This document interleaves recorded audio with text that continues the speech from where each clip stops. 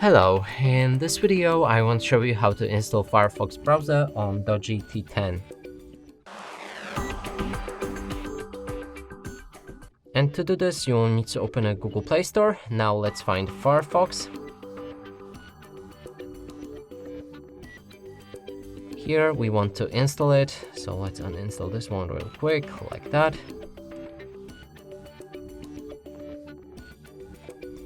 When it's ready, click on the open. Here we can customize the browser, so you can change a different theme, pick a toolbar placement, sign in to turn on synchronization, switch between different privacy protection settings, read the privacy notice, and finally, let's click on start browsing.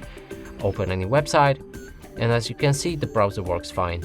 And that's it for this video. Hope you like it. Please consider subscribing to our channel, leave a like and a comment below.